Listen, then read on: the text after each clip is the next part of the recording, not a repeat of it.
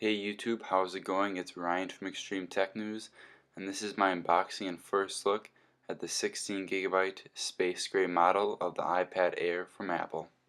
I wasn't able to wait outside the Apple store at 8 o'clock to get it because I had school, so I went on Apple's website at 2 o'clock in the morning and I had it ordered for personal pickup so I could go to the Apple store whenever I want it and pick it up. I decided to go with the space gray model because I prefer the black bezel over the white bezel because I think it looks better to watch movies and just look at content on your iPad with the black bezel.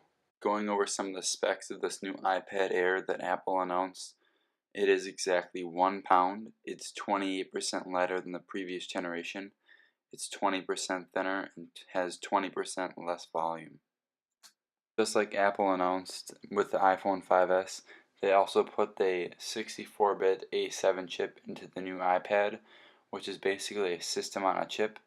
It's going to give you great performance when you're playing games and doing graphic intensive stuff on this iPad. It also has the M7 coprocessor, which is announced with the iPhone 5S. The M7 coprocessor is responsible for tracking your motion data. This iPad has the same 9.7-inch Retina display, coming in at 264 pixels per inch. Apple really didn't do anything new with the cameras.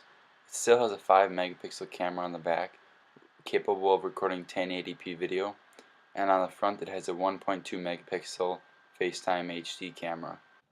Looking around the iPad, you look on the bottom and you're going to find dual stereo speakers as well as a lightning connector port. If you look on the side, you're going to find its volume rocker as well as its mute switch.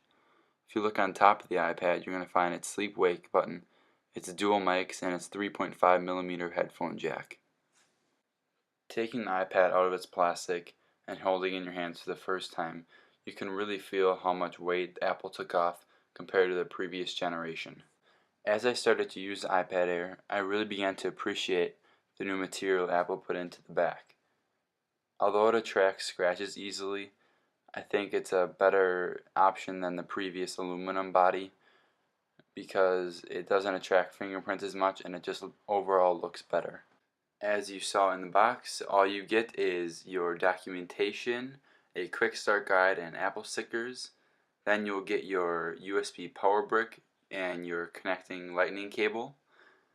And the power brick went up from 10 volts all the way to a total of 12 volts this time, so I think you might get a little faster charging time with this iPad. Once you hit that power button, you're going to start up your iPad.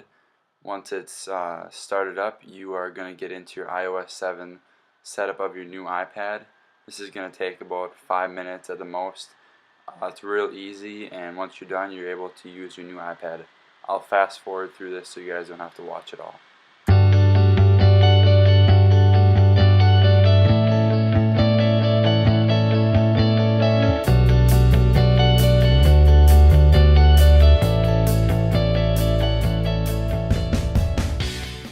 Once you get into iOS 7 on the new iPad Air, you can really see how good it looks on the 9.7-inch Retina display.